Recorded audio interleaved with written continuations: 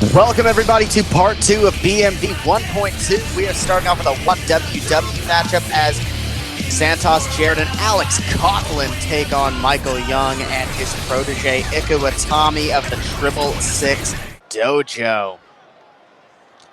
We are live in Boston, Mass. The 1WW Warriors Summit is kicking off.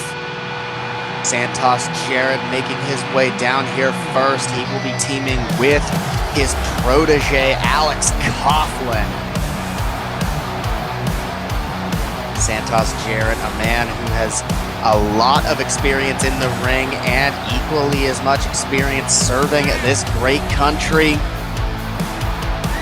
Santos Jarrett, a bit of a loner, a man who you do not want to get on the wrong side of, especially seeing now how beneficial it has been to Alex Coughlin to be on his good side.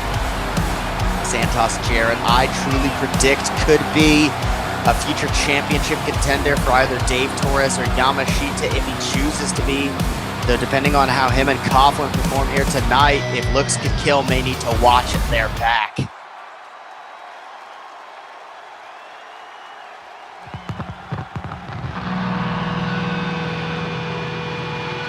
And speaking of Alex Coughlin, here is the android himself.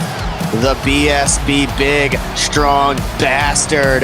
This man is an incredible unit of power. And now that he has the mental conditioning done in by Santos Jarrett, Alex Coughlin could be a real force to be reckoned with here on 1WW.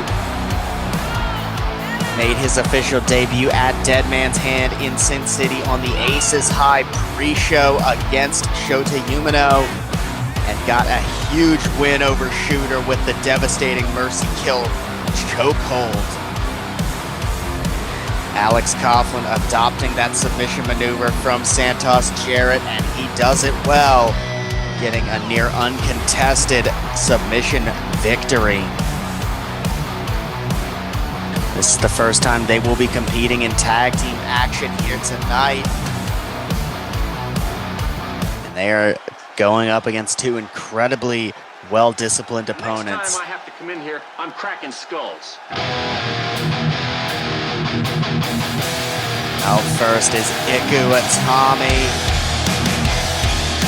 the reserved silent killer of the 666 Dojo. Michael Young, one of his top prospects. We saw another one of his prospects here in Colesworth have an incredible showing in that three-way earlier tonight. Got an incredibly close to winning against Castor here, which would have guaranteed him a shot at the Castor Championship, but unfortunately came up a little bit short. Iku and Michael Young look to rectify that, get a win here tonight for the 666 Dojo. Iku Atami, incredible with his poise. He's very eloquent, very well spoken, and equally as devastating in the ring. And then there's the man himself, Michael Young.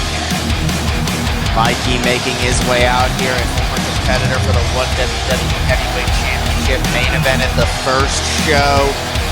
Nearly became 1WW Heavyweight Champion, but ultimately lost to Dylan Mitsushi. Now Michael Young focusing most of his efforts on training his boys, Iku, David, and Kieran. Trying to get the future of pro wrestling, and we really are looking at the future and present of pro wrestling here. Santos and Michael, the present. Iku and Alex Coughlin, the future. Santos Jarrett opting to start off against Iku Atami. Iku, this is going to be a tough matchup for him, but he has the training necessary to get to that high level. Can he execute is really the ultimate question. Thrown in the corner, and Iku with fantastic control of Santos Jarrett there with that hip attack and a gorgeous hip toss as well. Gonna quickly make the tag to his mentor, Michael Young. Very smart to get some early tags in. Save that energy while you can. 20-minute time limit on this matchup. Double elimination. Santos Jarrett having some finger food in the middle of the ring. Going back to the hand for that biting of the middle finger. And Santos maybe just trying to get in the head of Michael Young up on the shoulder. Oklahoma Slam is reversed into a gorgeous chop block there on Santos Jarrett. And right back to the left leg again, making sure to deal some damage to it. You saw Santos shaking it there, trying to shake off the cobwebs. Going back to that left leg yet again is Iku Itami, and they have focused in on that left leg to open up. And a King Kong knee drop to the back. Good Lord, 1, 2. Oh my goodness, that was nearly an elimination. Iku Itami nearly got him done with that King Kong off the top. Now stomping on the arm, really focusing in on the left side of the body there. What a lariat, oh my. Knocking him out and dropping that left knee on there. Santos maybe not thinking before he acts, but seems to have worked out for him okay. He's going to try and get in Alex Coughlin now, I think. No. Opts instead for an overhead Bimmy to Jimmy style suplex on Iku Itami. Putting him back in the friendly corner, and Santos Jarrett now locking in the Jujikatami, that cross arm breaker across the chest of Iku Itami, pulling on the shoulder and elbow joints, but Iku rotates the hips, gets back to his feet, and now lays in some shots, and Iku back to his feet.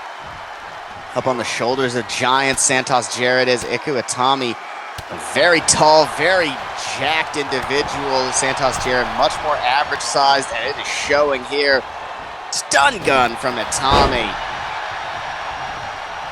Iku Itami heading back up top, but you see Santos crawling to his corner. Rookie mistake by Iku, left himself wide open for Santos to make it, and now the big strong bastard with that gorgeous military press power slam. Iku could have done some more damage to Santos, kept Alex Coughlin out of this matchup, but he went for something big, and now Alex is in, delivers a beautiful uppercut to the back of a Gamagiri there by Iku Itami. Alex getting back in the battle of the rookies is cut short as Michael Young versus Alex Coughlin here. Big chop. Some punches in the face and a gorgeous forearm as well, and Michael Young, with a knee and a poison Rana as well. Drilling him, and that big boy senton as well. Michael Young, such a dynamic performer in the ring. Never quite know what he's going to do next, and now just focusing in on the arm. Hard to have that jaw-dropping strength if you can't lift up your arm. And another big boy senton there by Mikey. And now he's showing off some strength on the big, strong bastard Alex Coughlin. Look at that, just a military press, nonchalant display of power, and tags back in Iku. I'm liking these quick and frequent tags we see by the 666 boys. Michael Young clearly executing that strategy perfectly. Iku Itami with looking for a power slam there. Simple but effective is the name of Iku's game, and this mistake plagued him earlier, but Alex Coughlin gets the tag, and Iku misses the elbow drop. He's got to stop going for those big dives on his opponents while they still got enough energy to crawl that lariat from Santos. A big reminder why, and the Dominator as well. Iku Itami, a young man prone to mistakes, but making the same mistake twice in one match is definitely not what you want to do. He reversed an attempted maneuver there and got a nice leg trip as well. Santos back to his feet and gets caught with a German, does Michael Young. Young back to his feet. Santos met him there, trips him up, and just lays in those shots right to the face, breaking the guard of Michael Young.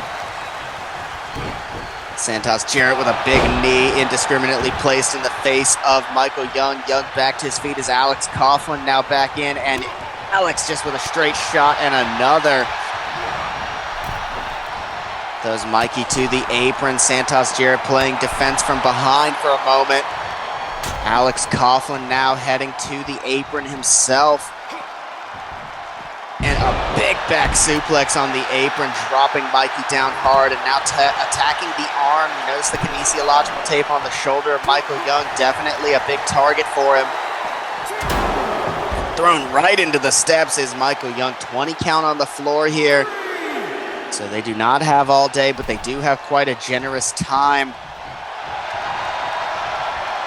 Alex Coughlin breaking the count. Santos thrown in the ring by Michael Young, and Michael fighting off both sides, Alex Coughlin and Santos Jarrett. Count of 3, and Alex is fighting back. Big form smash in the face, and now he throws Michael back into those steps. He is just targeting in that midsection something fierce, trying to take away all the center of power that Michael Young has. Coughlin looked like he may have thought about getting back in the ring, realized it's only a 5 count. A knockout forearm from Alex Coughlin. And a knee drop from Coughlin as well, but Michael manages to get back from the floor. Got to try and get back in the ring, though. 8 count. They do have quite a bit of time left, but they don't have all day. Gets back in the ring, does Michael Young, and he's right back out. Thought he may have went for a dive, but Coughlin strategically positioned himself behind that ring post. Alex Coughlin picking up Michael Young here. Young grabbing Coughlin, though. Coughlin hesitated a little bit. Michael Young not going to make the same mistake. Drops Alex Coughlin right on the apron head first. There's been a lot of environmental offense in this one, and now Michael Young feels confident enough to get back in the ring with Alex Coughlin. Could be looking for something big here. Pulls him in for the lariat, the Lord of the Lariat, the Aussie Assassin. So devastating.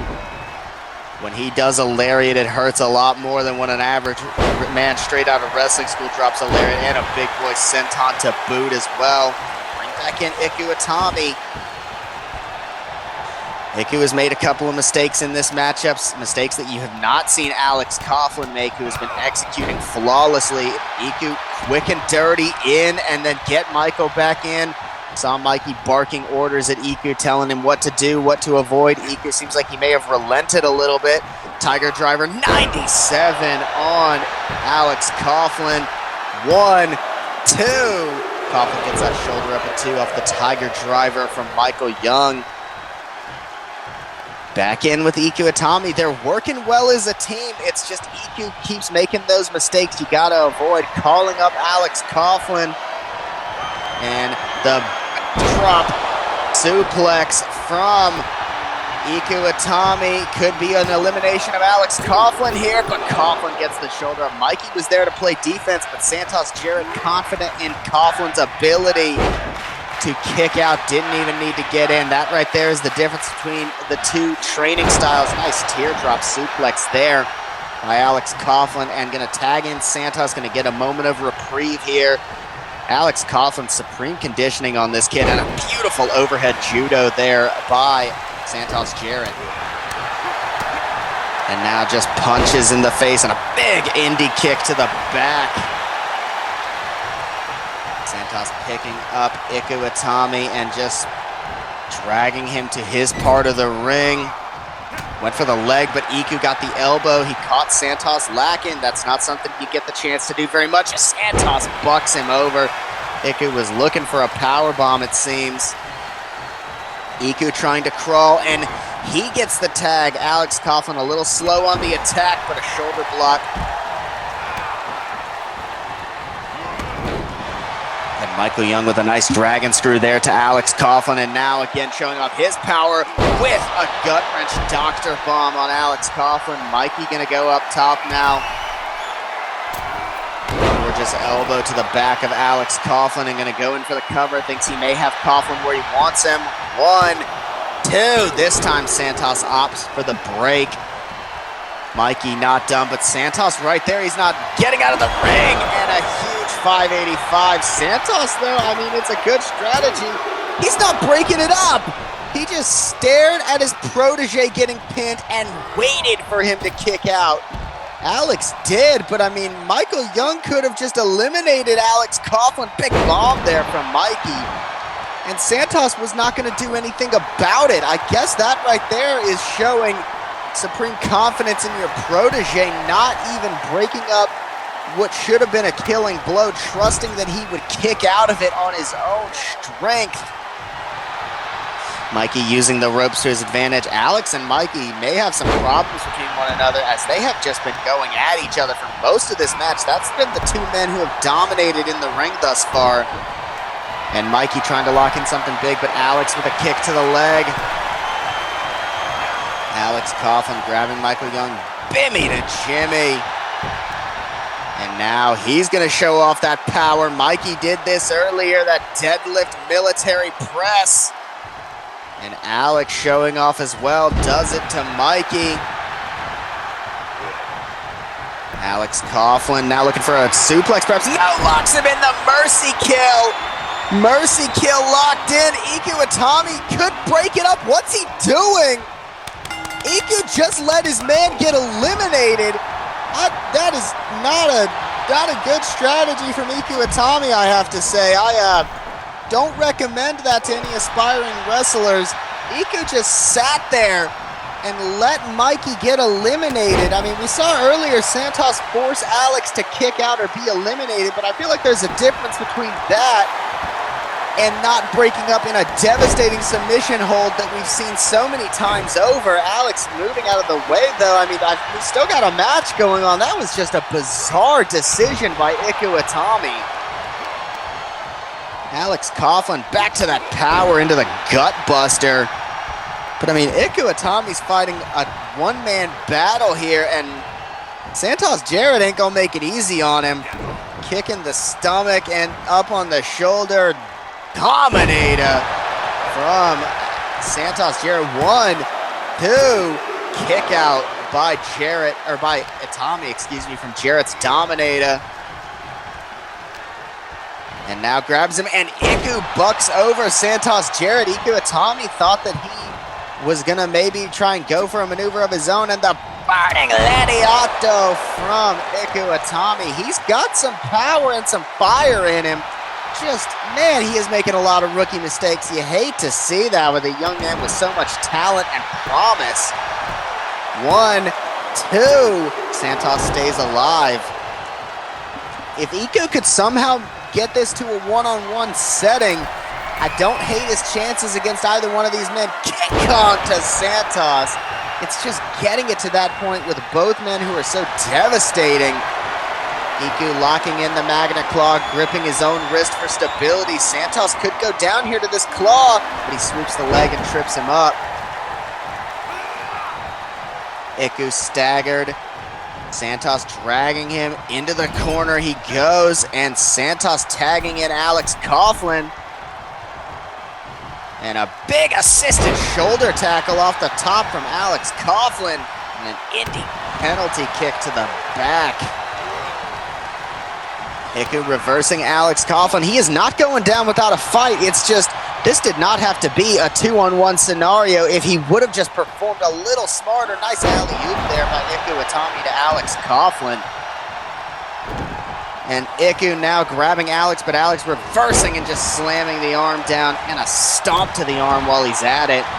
Here's Santos barking, "Tag me, Alex," and Alex does right away. And Santos Jarrett wasting no time. He's done playing with his food, and he wants to go in for the kill. And now has it locked in, that mercy kill applied. Iku is fading quickly, and he's got no choice but to submit. Santos Jarrett and Alex Coughlin get an uncontested 2-0 win. Santos Jarrett and Alex Coughlin showing exactly what it means to be a well-oiled machine versus something still working the kinks out. Santos and Alex just looking incredible there.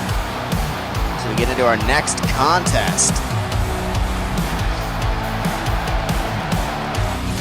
And it's Chet Thorne versus Alexander the Great. Chet Thorne representing M&A, taking on Alexander the Great, representing the Casa del Nicky Diamond 2.0 extravaganza. What in the hell is that?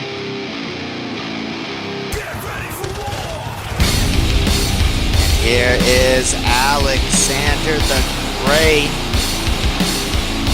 This man is apparently the king of Alexandria, not the city in Virginia, the nation, which is everywhere all at once. And honestly a little confusing. But Alexander the Great is under the tutelage of Nicky Diamond, the Diamond Daddy.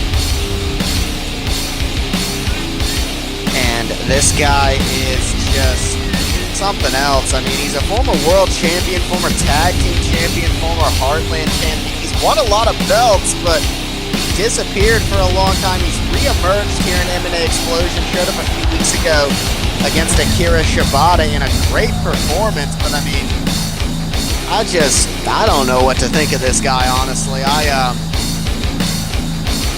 Yeah, he's something. But tonight he takes on the poster child of M&A in Jet Thorn.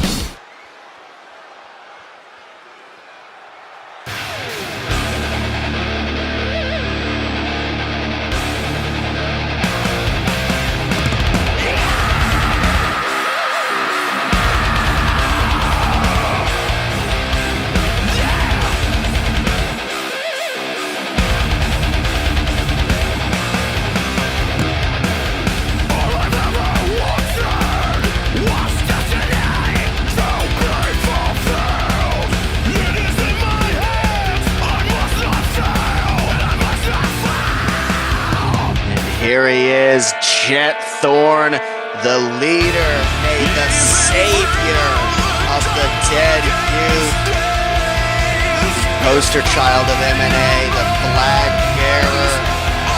This man is a former world champion. He has never won anything that was not a world heavyweight championship. He'll be the first to tell you, I don't do mid-card, I don't do tag, I don't do opening act. If I have a belt, it's in the main event or I'm not showing up. Jet Thorn makes his way down the aisle, a man in a position he's never found himself in before. He has lost his last 3 matches, including just a few weeks ago to breakout Jet Mulligan in New York City.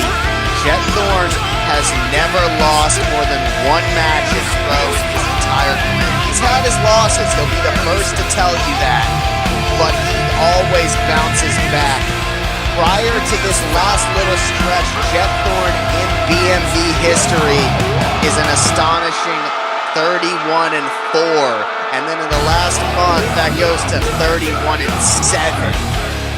That is a horrible average for Jet Thorn. He is batting 0.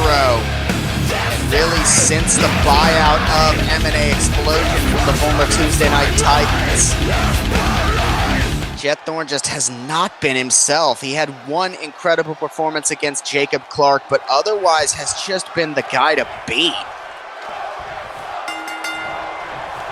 So now, getting into this one, Jet Thorn starting off as he often does in dominating fashion, but Alexander the Great utilizing his power and his experience to get out of the way. And look at that, Jet Thorn powerless into that power slam. And a biggest boy senton there by Alexander the Great. And now just locking in a camel clutch on Jet Thorn. Jet is going to have to overcome that power if he wants to beat Alexander. And Alexander again shifting that weight and dropping Jet hard. Now just multiple punches to the face of the former boxer Jet Thorn. A man who cut his teeth brawling in the back streets for money to buy anything he wanted. He supported himself for years doing that before. Just got too dangerous, so he decided to take up the totally not dangerous hobby of pro wrestling. Big double underhook brainbuster there by Alexander the Great. And Jet Thorn's been pretty damn successful at that. A 2-time world heavyweight champion. An incredible face of the company for M&A. And a powerful son of a bitch as well, as he drops Alexander the Great with a spinebuster. Alexander's 350 pounds, keep in mind. Jet Thorn also no stranger to technical mat work as he locks in a big cattle mutilation here on Alexander the Great, but Alexander just gonna roll over and a big elbow to the jaw. Alexander now grabbed by Jet Thorn. Jet has a firm hand on the back of the hair on that loop, puts him on the ropes, and Jet bucked up and over, and Alexander giving him no breathing room, going on the outside, just throwing him into the apron. Oh my God. Jet Thorn just got careened into the apron. We talk about Alexander not being a small guy. Jet Thorne is 6'3" and 270, and Alexander is just ragdolling him on the floor, and now just stomping him repeatedly into the barely padded concrete. You can see the concrete that the fans are standing on. Brainbuster nearly put Jet through the table. I mean, that's not very much padding, and Jet is just getting slammed on it over and over. Turns it around, DDT down.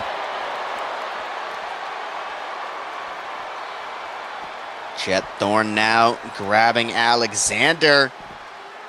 Oh my God, look at this display of power by Jet.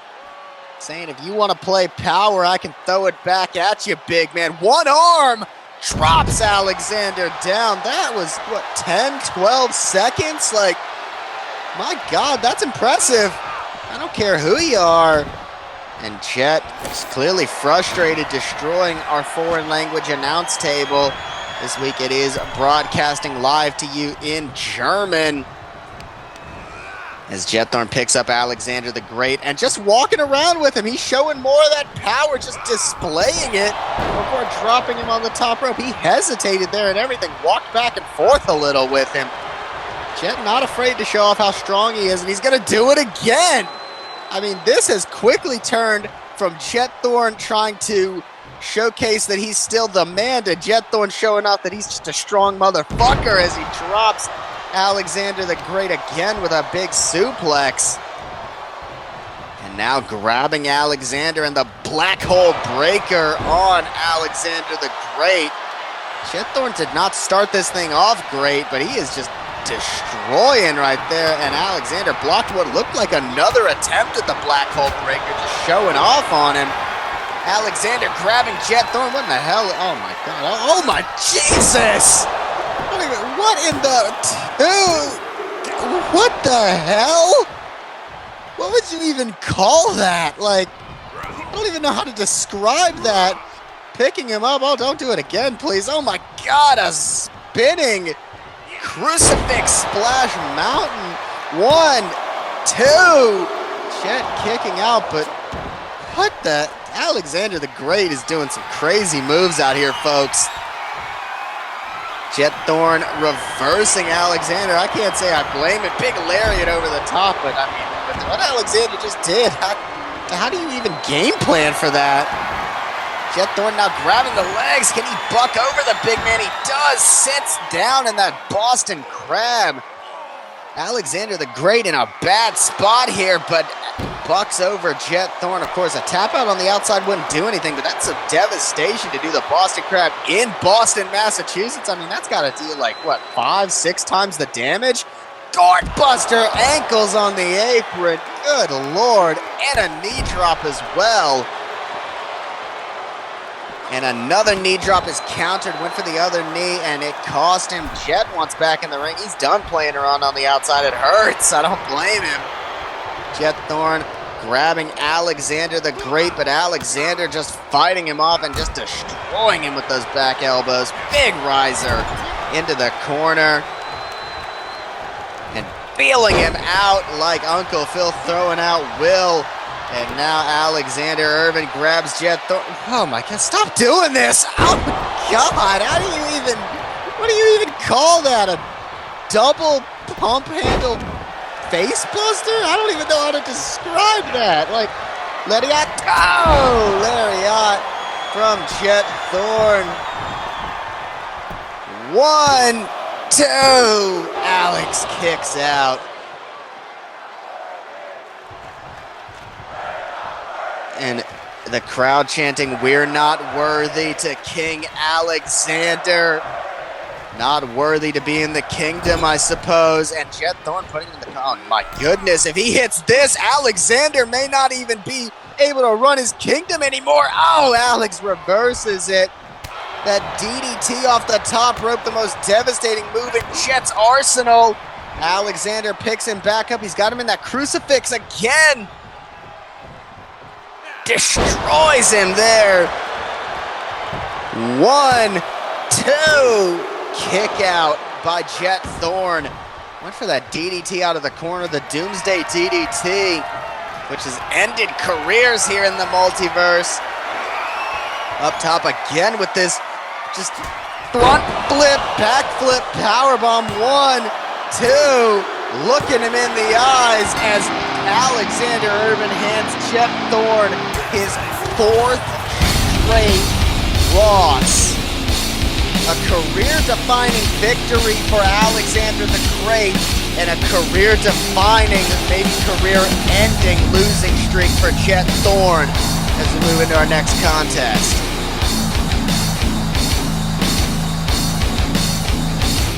And it is the team of Bull Nakano and Akira Hokuto taking on Yelena Marquez and AJ Carter. It's Nakano x Hokuto against Marquez and Carter in the FNF Tag Team Initiative matchup of the week.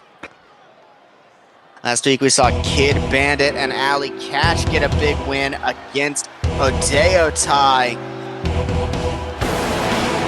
Now we see Nakano x Hokuto take on Marquez and Carter.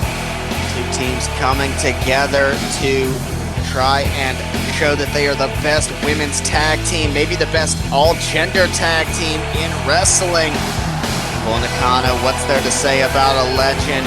A 25-year career, former WWF Women's Champion, AJW Women's Champion, held over 30 championships in her career.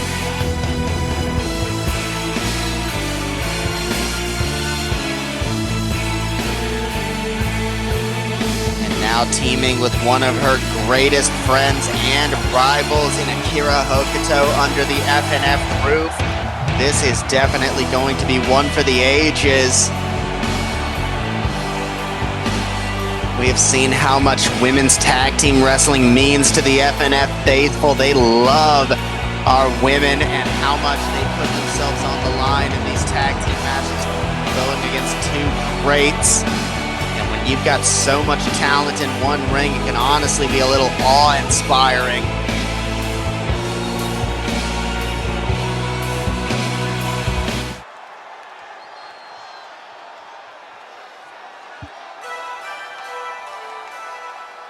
And then there is Akira Hokuto. You want to talk about a lineage. A lot of ladies in history can lay claim to have won a women's championship.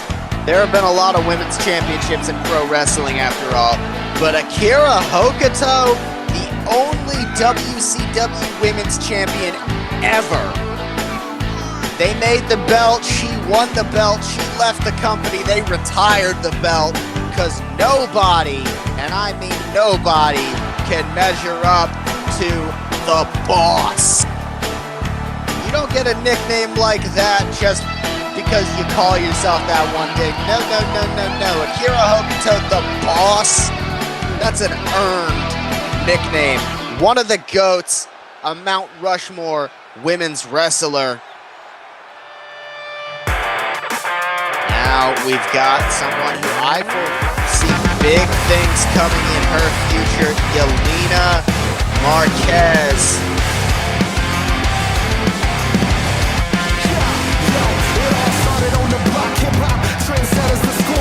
Yelena Marquez, an incredible professional wrestler. She is no nonsense as they come, honestly.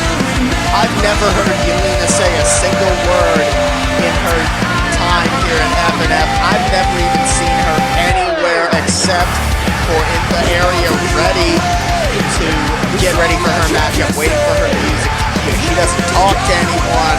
I don't think she has any friends backstage because she is a master at minding her damn business.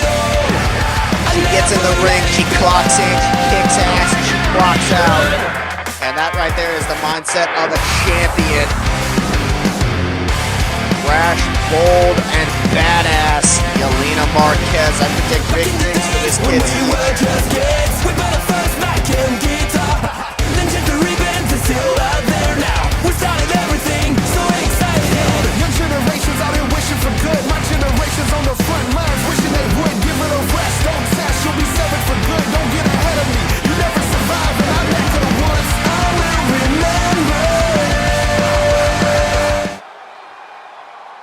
And her tag team partner,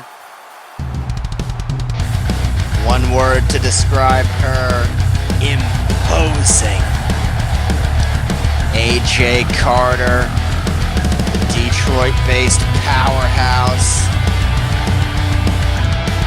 Holds to her credit one of the best matches under the FNF roof against lifelong friend Lazara Morgan. But AJ Carter has never won a championship here in FNF, does not have a great win-loss record, but she never puts on a bad match. She definitely has that killer instinct. She just cannot execute sometimes, it seems. And it seems like she lacks consistency. But I think this team with Yelena Marquez could really be what a girl like AJ Carter needs to prove that she is one of the best going. 20 minutes on the clock. We saw earlier a tag team matchup on the 1WW brand, and it was a very heated affair. Bull Nakano just lacing Yelena in this opening portion. Good Lord. And Yelena now just fighting back, and she is lacing Bull Nakano and a knee lift as well. These ladies are not laying it in lightly to start, and I'd expect nothing different. Bull Nakano countering Yelena Marquez there, spins her out. And a knee stinger there, and going back in. Yelena Marquez, all business. She is not humoring Bull Nakano here. I don't give a damn about your accomplishments. I don't give a damn about what you did in the past. All I'm here to do is whoop ass. AJ Carter tagged in now, and AJ squaring up with Bull Nakano. Bull trying to smack AJ in the face, but now locking horns with the Bull, and Bull gonna come out on top in that exchange with a butterfly suplex against AJ Carter. And now Akira Hokuto in, and in just about a minute we've seen all four ladies in the ring, and I like to see that. None of them sitting on the apron playing it easy. Gorgeous drop kick there, by the way. All of them want in, and they want to try and get some reps in. None of them want to take it easy. That's what women's wrestling is all about here in FNF, especially in this improved tag team initiative. Big neck breaker and a butterfly suplex to Hokuto. But these tag team matches, they are often four of the greatest wrestlers in the world, and they are going to show you exactly that. Yelena thrown in the corner by Akira Hokuto, and Akira gonna stay on her, slamming her head into the corner. Akira going in on the leg and just kicking the ankle of Yelena Marquez. Something fierce there. And a shine right to the knee with that shining drop and the dragon screw as well. And Bull Nakano tagged back in. The fans not a fan of Bull Nakano and Akira Hokuto.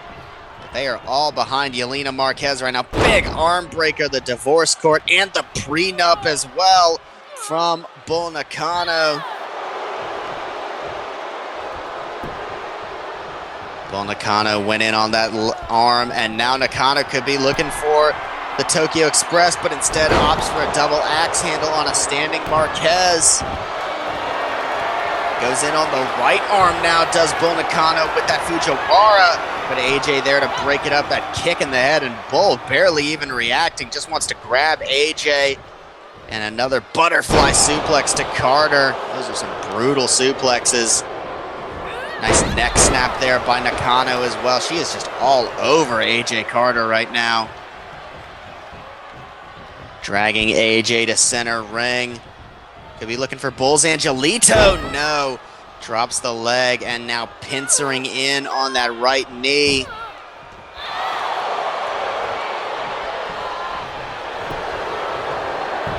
Goes in for the cover. That's a 2. Bull Nakano all over Yelena Marquez here. And now I think it's time.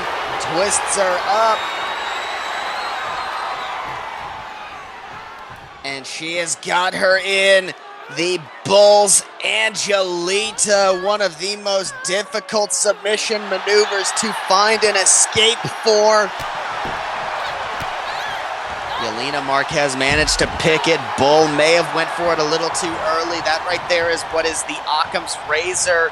about that maneuver is that if she goes for it too early, her opponent can find it out, but late in a match, after a war, there is no more deadly move. Yelena's went for 2 Germans, and Bulls had the counter. See if she can counter this, and she can't. Big drop on the knees, the gut buster. 1, 2, kick out from Bull. So Bull Nakano may have blew her load a little early there, trying to go for the Bulls Angelito less than 5 minutes into this matchup, and Yelena Marquez may look to make her pay for that transgression. And a big discus forearm shatters Bull's jaw, but now back in and just taking her to school with those elbows to the midsection, and a nice Northern Lights as well. 1, 2, kick out. AJ Carter there and gets dropped with that Tiger suplex. Bull Nakano might be getting paid by the suplex on AJ Carter, because that's 3 suplexes she's done to her while she's not even been the legal participant. Akira Hokuto back in, went for that big springboard leg drop signature Hokuto, but could not find a recipient. And Nakano x Hokuto have been doing a lot of damage in this one. They have definitely been the favorites. This is Dragon Sleeper applied to Yelena Marquez. Marquez having to fight a battle alone. She might fade here, leaving AJ Carter all by herself, but Hokuto lets go of Yelena Marquez, focusing back in on that arm, which Bull Nakano had done some earlier in this matchup, both arms in fact. Speaking of, Nakano enters the ring once again. Nakano went for something big there, but Yelena evades and just kicking the thigh of Bull Nakano. Kicks back, does Nakano, and sends Yelena all the way to the floor, landing hard on the outside. Just grabbing the leg and focusing in on that. Nakano has been all about that limb work, just trying to debilitate Yelena Marquez. And a DDT on the floor as well, devastating. And AJ Carter watching on as Yelena Marquez in a tight spot here, and Bull Nakano just drilling her back. A pound of flesh taken in the form of that arm. That's brutal. And Yelena thrown into the steps, but she manages to avoid them, actually put her hands down. You saw her not going to let Nakano have that much control over her. I appreciate that. Just a very declarative statement by Yelena Marquez, and that's all she does is make declarative statements. She throws Bull back in the ring. She is done playing around with Bull on the outside. She is ready to try and get in the ring. Big discus forearm was evaded, gave her the clap from the back. But a back elbow from Bull Nakano gets her going. Back elbow from Yelena Marquez. These two ladies are trading it back and forth. Pulls her in ripcord and knee smash to the face of Bull Nakano, and AJ. Oh, a little bit of payback here, taking back that pound of flesh with the arm breaker. And Yelena Marquez, she does not fancy how Bull Nakano was treating her like some rookie. Yelena Marquez is no rookie. AJ Carter going in with that stomp. She drills Bull Nakano there. Grabbing her, look at this, a big single arm power move there, almost a spine buster, so nice, see it twice, maybe a little bit of a shot at our FNF World's Champion Fleur Elise. It looks strikingly similar to the Bittersweet Symphony. And Bull Nakano grabbing AJ and a nice backbreaker right on the knee there. You see Bull Nakano does not wear knee pad on that right knee for that exact reason. No cushioning on those backbreakers. That's brutal. And Hokuto ran right into the boot of AJ Carter, picks her up. Oh my goodness. Awesome bomb! And I heard AJ yell, "Tag her, bitch!" while she is flying through the air to Bull Nakano. And Nakano did no such thing. Nice stomp there by Yelena Marquez. Goes in for the cover right in the face of Bull Nakano, almost daring her to break it up, but Akira kicks out at 1. Back elbow from Akira Hokuto to Yelena Marquez. Those are down and just slamming her about. What is she doing here? Oh my goodness! Just yanking on the shoulder joints of Yelena. They have been working those arms all night, and it is proving to be devastating. And now Akira Hokuto grabs her, and a fisherman's brainbuster on Yelena Marquez. That's brutal. 1, 2. AJ had to get in there for the break. Yelena was a sitting duck. AJ thrown to the floor. Big knee lift. Oh my God. I don't even believe that. And now picking her up. Has her hooked. J Trilla from Yelena Marquez. The J Trilla on Akira. 1, 2. Bull preoccupied, but Akira kicks out of the J Trilla.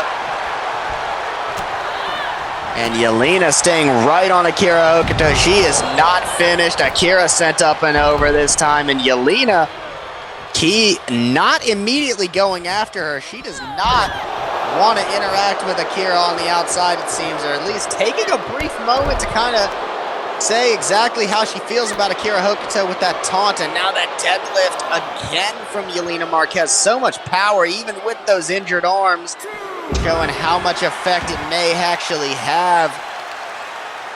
And a vicious overhead Beal sends Akira Hokuto ragdolling on the floor.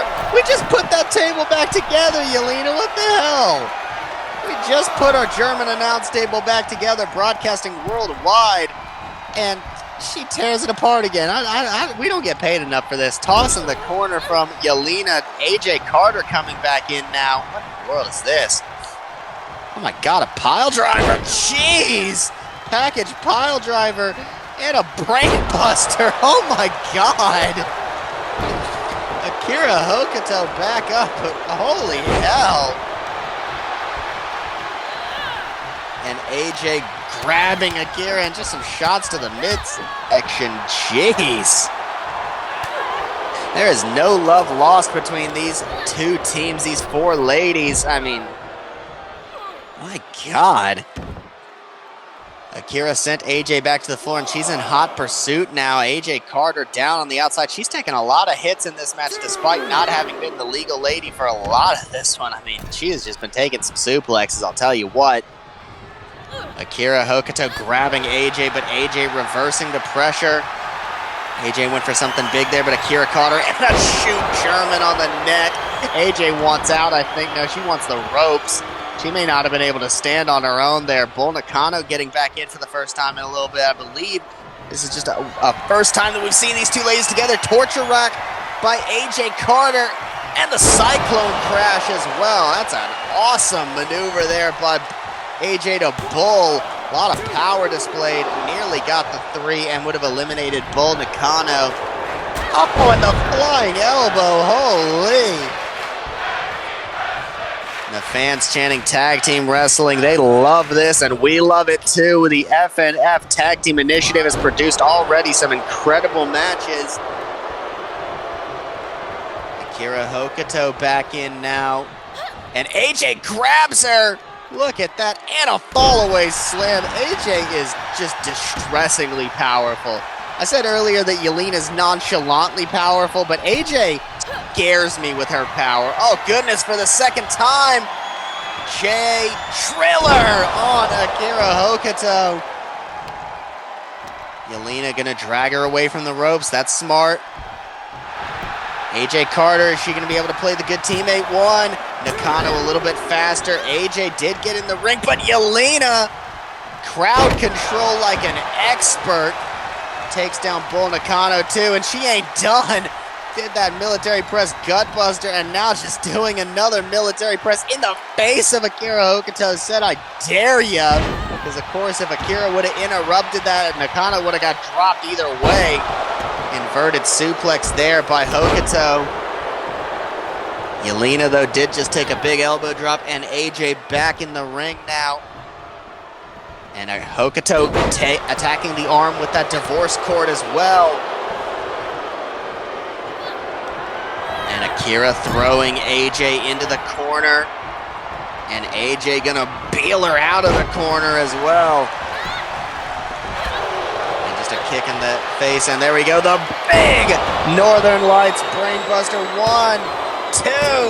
Yelena there to break it up. She knows how deadly that Northern Lights brainbuster is. Not gonna play around with it. Yelena, though, gonna get caught with the fisherman's brainbuster of her own. And AJ stopping Yelena from rolling out there. Big attack is blocked. AJ now going in for Akira Hokuto. Kick to the leg there by Hokuto and sends AJ to the floor. Just taunting AJ before going for anything. Hokuto just waiting. Nakano and Hokuto squaring off. AJ Carter.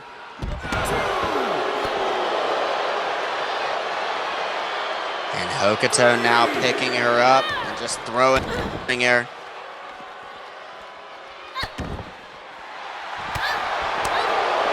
Hokuto just lacing AJ Carter on the outside. And dropping her spine first on the barrier. That is rough. Keep a look on your timer, folks. We've only got 5 minutes left. Does it feel like 15 have passed to y'all? Because it does not to me. Watching from the best seat in the house, AJ Carter now getting dropped spine first again. But these two teams, these four ladies have just been, I mean, they have been exploring the space. They've been dominating and they've been devastating. In differing orders, AJ sent to the outside, count of 10. Referee CJ Wong up to a count of 11. And Akira in the meantime tagging in Bull Nakano. AJ gonna get back in at the count of 13, I believe. 4:20 left on the clock. AJ Carter and Bull Nakano, and oh my God, she saw her do the discus, and with one punch to the back of the head, knocked her damn unconscious. Holy hell. And now AJ Carter going to try and protect her as the J Driller on Bull Nakano, but she missed Akira Hokuto. One. Oh, missed it there too. AJ was unable to stop that one, but Yelena Marquez sends Akira Hokuto to the floor. And a kick to the leg. If AJ would have been a little bit faster on the attack to Akira Hokuto, we could have just seen this go 2-1 for Marquez and Carter, but Nakano x Hokuto stay alive. Big Northern Lights there by Bull Nakano. Less than 3.5 minutes left. Big knee lift to Bull Nakano. And honestly, these ladies seem like they could go for another 25. I mean, at least at this juncture, I don't see how this one's going to end. Big kick in the face. Bull Nakano maybe going for that Bull's Angelito. She's got the deathlock applied. Now she's got the Scorpion deathlock applied. Spins her over to invert it. The double chicken wing is the key, and she gets it. Bull's Angelito locked in. But Yelena Marquez was there to make the difference. Yelena gets out, but AJ may be too far gone. 1, 2. Yelena breaks it up. Yelena Marquez playing incredible teammate here. AJ Carter is in no woman's land, though. Bull Nakano has just debilitated her, and AJ hasn't moved. Bull Nakano maybe looking to lock in that Bull's Angelito once again. She is. Deathlock applied. Now the Scorpion deathlock. Invert the whole maneuver and go for the double chicken wing. All applied beautifully. And Yelena there to try and break it up. She was a little too slow. And AJ forced to submit. Yelena 1 second too slow. And God's last gift from Bull Nakano. 1, 2. Nakano x Hokuto nearly went uncontested there 2-0. But Yelena managed to kick out. She was 1 second too slow, and AJ couldn't survive, and I don't blame her. A double deathlock, double chicken wing. I mean, that's all 4 of your limbs and your neck being cranked upon. Yelena reversed what no doubt was an attempt at the Bull's Angelito. Discus form. Yelena Marquez is firing on all cylinders. Big form smash. She's getting the 20-foot run up for that left hook. Good God almighty. Goes in for the cover on Bull. 1, 2. No, Bull Nakano kicks out. Only a minute left. I mean, if Yelena doesn't get it done, big knee lift to the side of the head, then Nakano x Hokuto would win via numbers advantage, but she's got this triangle choke locked in on Bull Nakano. She's cranking it. Nakano submits. 45 seconds left on the clock. What's gonna happen? Oh my God, Yelena, no way. The comeback story. Jay Driller from Yelena to Akira. 30 seconds on the clock. 1, 2, 3. It will not matter. In 1930, Yelena Marquez pulls the quickest comeback I've ever seen and gets the W. Oh my! What a performance by Yelena and AJ. But props especially to Yelena Marquez. Back against the wall at 2 minutes by 30 seconds, the W. And now we move on from that to the quote-unquote friendly 1-versus-1. Gavin Daniels versus El Rey Delaire. Gavin Daniels and El Rey Delaire, of course, former doubles champions here in 1WW. They lost them to If Looks Could Kill, but I mean, they're not friends, at least not to my knowledge. They were put together against their will, basically told work together or don't work here.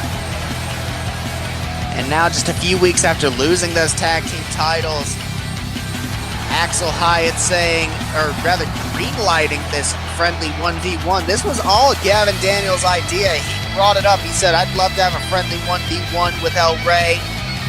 Try and show him that, you know, things have changed. We can still coexist, have that match we never had. Of course, El Rey Delaire lost his only world heavyweight title in wrestling history to Gavin Daniels after only 3 minutes and 19 seconds as champion, the shortest world title reign in multiverse history. So El Rey Delaire harbors a lot of ill will towards Gavin Daniels.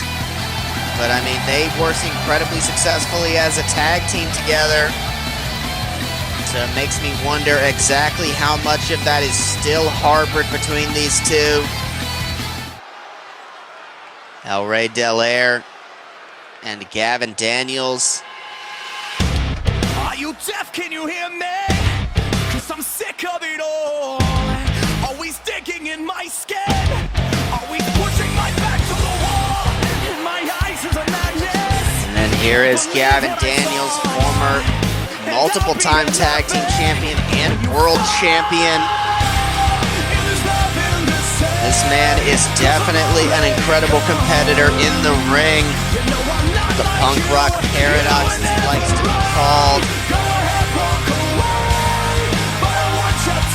Gavin Daniels sanctioned this matchup pretty much himself. He said, hey, you know, no weapons, no rule breaking, nothing cheeky whatsoever. I won't even grab the ropes if you lock me in a hold.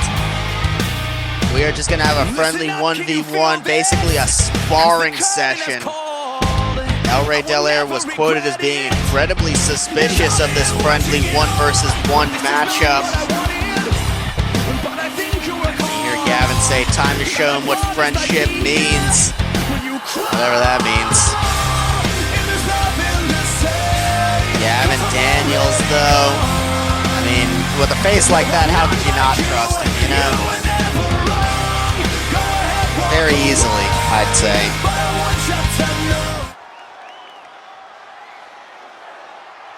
But 1WW, this is our final match of the evening in 1WW. Signaling for the bell is referee Mark Meltzer, and El Rey gonna throw Gavin to the corner, and a nice Gamagiri was blocked there by Gavin Daniels. These two do know each other very well between their matches and also training together as tag team partners for the last 6 months or so.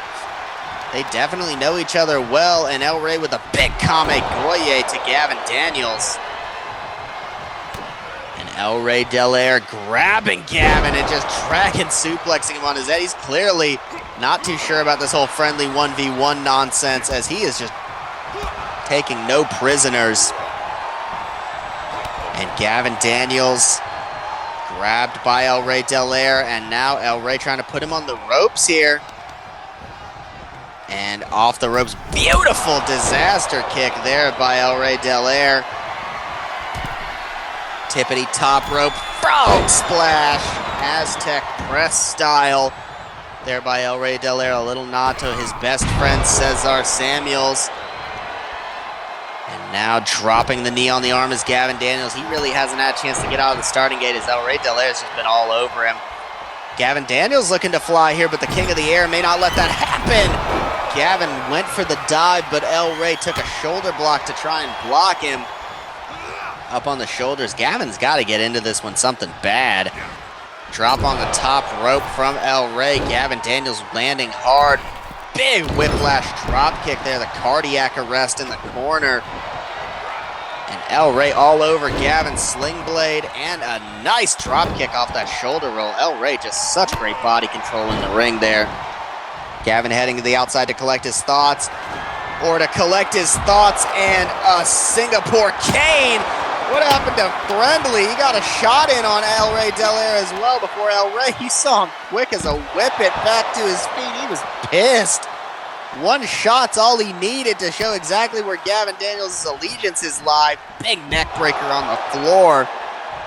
Gavin Daniels, I think that this may have been a ruse to get El Rey Del Air out here in a scenario where Gavin Daniels can hit him with as many weapons as he wants. And El Rey, more than happy to oblige, saying, if this is how it breaks down, sending Gavin back into the ring. Gavin Daniels, suspicious from the start, but El Rey Del Air got all the proof he needed, and El Rey sent back to the apron, and a hot shot on the top, lands on the Singapore cane as well.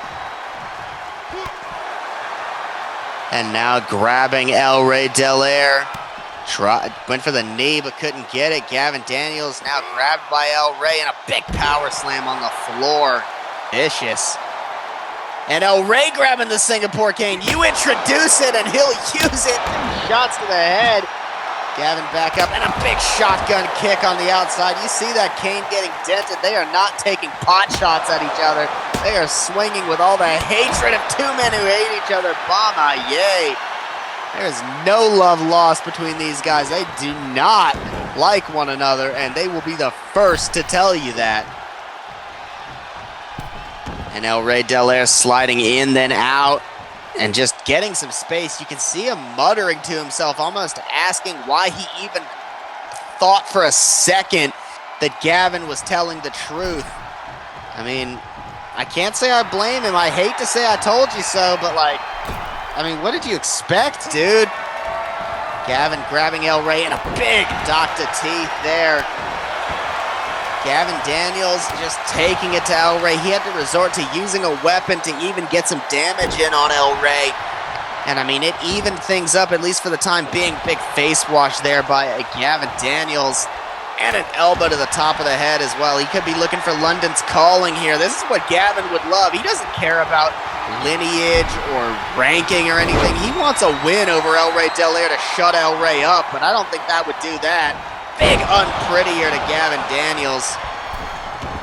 El Rey sliding out of the ring, could be looking to get that Singapore cane. No, he wants something else. A ladder would not have been my first choice, but El Rey Del Air clearly not a stranger to high flying, so I mean, it could be useful for delivering something big here. Or you could just drop him skull first on the ladder. That works too. I mean, you want to talk about dealing some damage. Dropping Gavin with that satellite DDT on the ladder is quite a way to do it. Reversed there by El Rey. Now dropped by Gavin off the ropes, and a big kick in the face, right to the mush. And El Rey reversing Gavin Daniels there. El Rey grabbing Gavin, could be looking for the Kazuya kill shot. Nails it on Gavin Daniels. That could do it. 1, 2. But Gavin kicks out of the Kazuya kill shot. Gets that big shoulder up. Big moonsault to the back as well. Fans chanting, "We're not worthy" to the king of the sky, El Rey Del Air. And Gavin now trapped in this headlock by El Rey Del Air. And cranking back on it. El Rey Del Air with a nice standing shooting star as well. And now just grabbing that ladder. Again, such an interesting implement from El Rey Del Air. Not what I would expect at all, but he sets it in the corner. He's got evil in his eyes. He knows what Gavin Daniels is all about now, and he doesn't care, but he throws him in the opposite corner. What is he cooking? Big kick in the corner, but Gavin reversing him. El Rey spinning Gavin around, and a poison Rana from El Rey Del Air.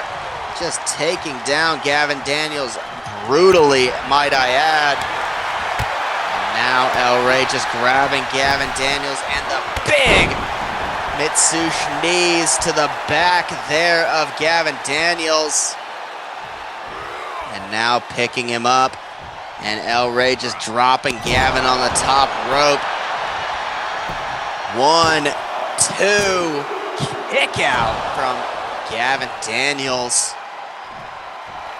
El Rey thought he had him, but it was not quite enough.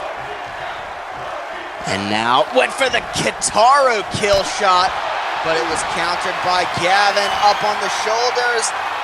London's calling from Gavin. 1, 2, kick out.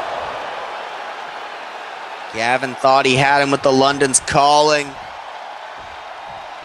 Picks him right back up. What does he have in mind now? The shotgun kick from Gavin Daniels. And now he wants to go for another London's calling. Even the great El Rey Del Air wouldn't be able to survive 2 in such rapid succession. Vicious London's calling. 1, 2, 3. Gavin gets the win in this quote-unquote friendly 1v1.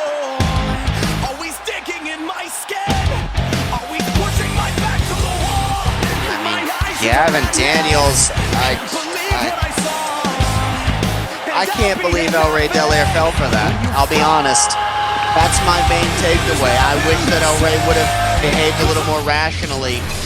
But we get into our main event of the evening, our final match of the night. Benny Banks takes on Ilya Dragunov for the Impact Digital Media Championship. Thank you to Impact Wrestling for allowing their championship to be defended on our show, M&A Explosion. A big fight feel for this main event matchup.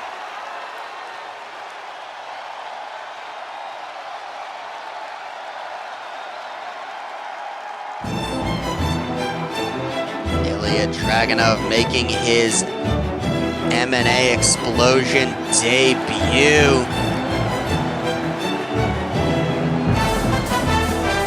NXT UK champion.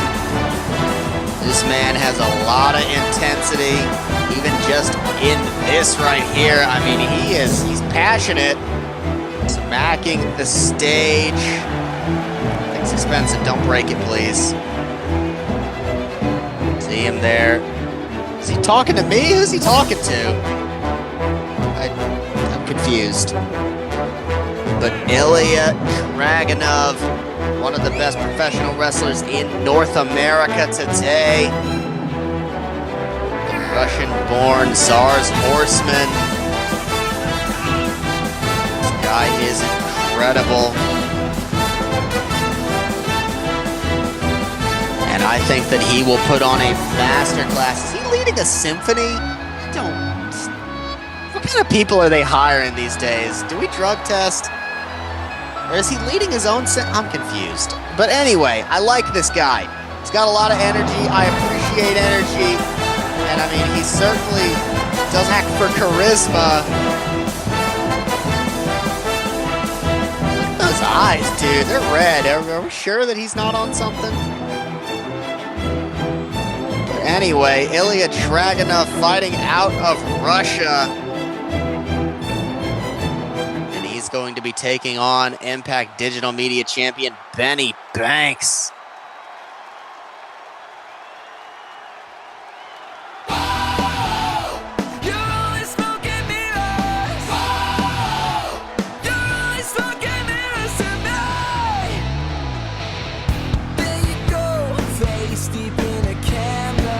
And there he is. Benny Banks had an incredible incredible matchup last week against Speedball Mike Bailey. Benny Banks, good damn wrestler. That's what I'll tell you right there. A good wrestler, an economy of wrestler, honestly. No wasted movement on this guy. You will never see Benny Banks doing something in a matchup that does not ultimately lead to him hitting that spiral plex and getting the W. That's what his game plan is. Go in the ring, win the match. And I appreciate that. He never walks into a matchup. You can tell he's never going in there saying, hey, what if I do a double 630 off the top rope through 5 tables on fire? That doesn't go through his head. What goes through his head is get in that ring, kick some ass, do the spiral flex, get the win, retain the title. And he does not care about anything other than retaining that digital media championship, and I respect it. Once again, thank you to Impact Wrestling for allowing us to have this title defended on our show. Benny Banks wears that title with pride. And here is the questionably energetic Ilya Dragunov. But I mean, this guy is just, he's imposing for all the wrong reasons. I'm worried he's going to rip my face off, and I'm hundreds of feet away from the ring. I'd be scared if I was Benny Banks for my safety, both in this match and backstage. Benny Banks, the Impact Digital Media Champion. This is going to be his first official defense of the title, and you know he'd hate to come out here his first defense since beating Joe Hendry for that title at an Impact house show and lose it in his first defense to a guy who doesn't even work for Impact. Does Benny Banks work for Impact, actually? Anyways, referee James Jackson holds the title above his head. Benny Banks, Ilya Dragunov. Let's get into this one. This promises to be a good match. That's all I'll tell you. Toss in the corner from Ilya Dragunov, and he's starting off hot, but Benny Banks with that back elbow. Kicking the leg and the punch. Grabbing Ilya, but Ilya fights him off. And a nice back elbow as well. Ilya went for a leaping clothesline, but nobody home. We were talking earlier about Benny Banks and that spiral plex. You know, a very, very nice variation on an instant classic. You may ask, what's Ilya Dragunov's kill move? What's his finisher? Well, it's called the Torpedo Moscow, and he just runs as fast as he can and drives all of his body into a body block, knocking his opponent unconscious. I mean, I can't say that it's out of character for this guy, but I mean, goodness, if you want to talk about unorthodox, Ilya Dragunov just taking Benny Banks pillar and post hither and yon. He's dragging him everywhere. Benny Banks had enough of that. Grabbing Ilya here, but Ilya reversing and dropping him out with that DDT. And now a nice neck snap from Ilya Dragunov to Benny Banks and attacking the leg there of Banks. Pushed off by Banks is Ilya, but Ilya grabs the leg again and goes back to that left leg. He is in on that left leg for whatever reason. Benny Banks, though, grabbing Ilya Dragunov, picking him up on his shoulders. And a nice drop to the top rope. Benny Banks countered by Ilya Dragunov there. Ilya gonna throw Benny out of the ring. This one is starting off hot, and Ilya wasting no time going after him. Big senton, big boy senton on the floor and attacking the arm to boot. Ilya Dragunov grabbing Benny Banks in a fisherman's driver on the floor, running style. Dragon screw to the unguarded knee of Ilya Dragunov. And a nice knee lift there by Benny Banks to the side of the head from a grounded position. And now just shots in the sternum of Benny Banks from Ilya Dragunov. And Dragunov went for a suplex, but countered by Benny Banks. And Benny wants back in the ring. Like I said, he's no nonsense. He does not like being on the floor.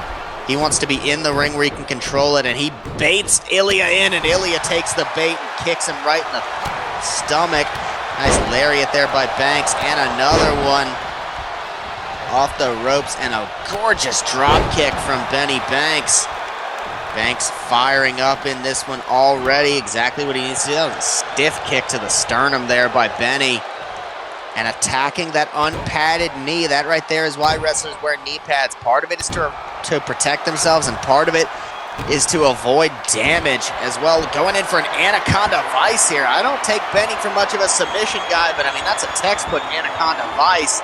Locked in quite effectively on Ilya Dragunov. Dragunov, though, with that knee to the back of the head, that is why it's such a two-sided sword, because while it takes more damage, it deals more damage than those huge knee pads Benny has on.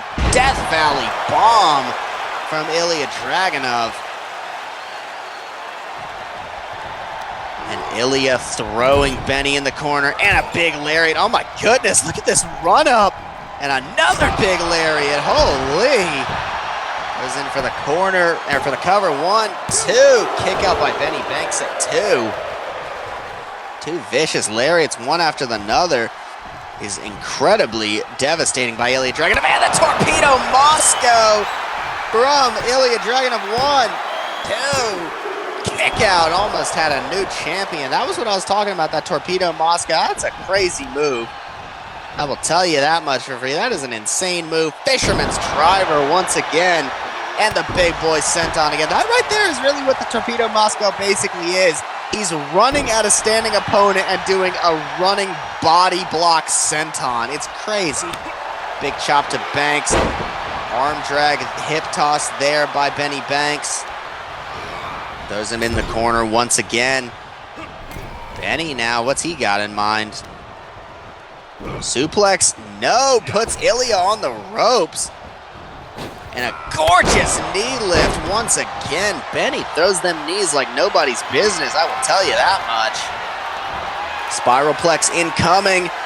No, less than textbook German suplex. Maybe that's what they look like in Russia, but not quite effective. Did get Benny down, though, that's what matters. Torpedo Moscow that time countered. And caught him this time with a nice spin out slam. Benny Banks managed to counter that Torpedo Moscow, and that's what he needed to do. Ilya Dragunov back to his feet. He has Benny up, and they are cooking now. Single underhook suplex there by Ilya Dragunov. Picks him up. Big lariat from Dragunov, and another one. Benny went to shoot the kick, caught him, and trips him up. Ilya Dragunov getting back into this one after a couple of big shots from Benny earlier in the match. 1, 2. No, I thought that might have been it. That would have been a little bit of a flat ending, I'm not going to lie. Benny Banks countering Ilya Dragunov there, snapping him down, going back to this Anaconda Vice. It's a good wear-down maneuver. He's locking it in well, too. Like I said, I didn't know him to be a submission guy, but he could get the tap out right here. If Ilya can't find an escape for this, Benny actually letting it go. It looks like Ilya may have been about to tap. Big elbow and another, why not? Be looking for a big jumping third. Fantastic. Picks him up, went for a slam, but Ilya reverses. Back elbow by Benny. Big kick there from Banks. Banks looks like he might have been going for a reverse springboard, but Ilya Dragunov reversing, throwing him in the corner. Sends him across once again, looking for that big lariat, but Benny reverses. Big kick is countered. Ilya with the shot. Ilya goes for a German, countered by Benny Banks. Tried to go for something big. Ilya countered it once again, tossed out of the ring. Benny Banks in trouble. This match cannot end on the floor. The title has to change hands in the ring if it's going to change at all. Big knee drop from Ilya Dragunov to Benny Banks. Benny Banks grabbed by Ilya, and he is just brutalizing him over our announce table here.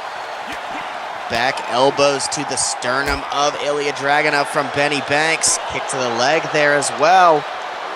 And throws him into the apron. Vicious now just pulling on the arm joint of Ilya Dragunov. This one is getting heated in a hurry. Swing out neck breaker, but oh my God, did you see his leg? Holy.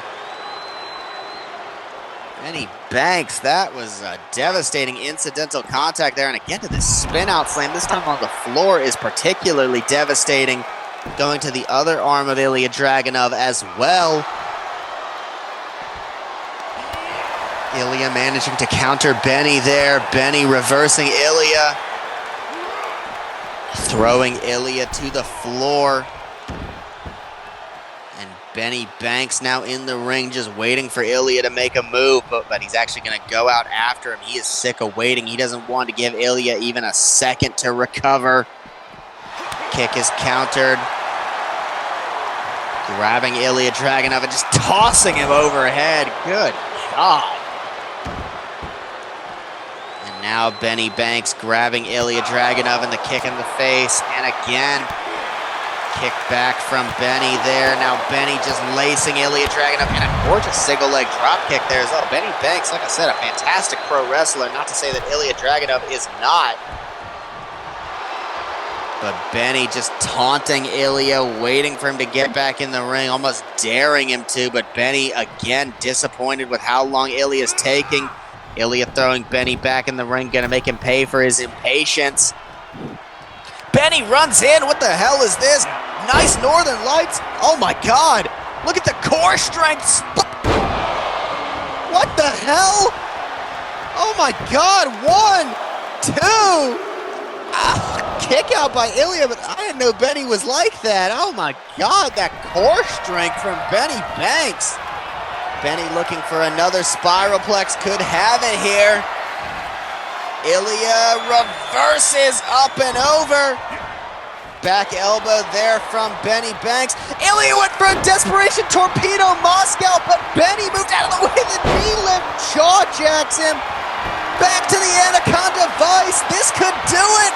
Ilya's close, and he taps. Benny Banks wins. Benny Banks retains the Impact Digital Media Championship. A fantastic match, a great performance, and a title retention. Benny Banks, what a match as we end our broadcast for the evening. Thank you for watching.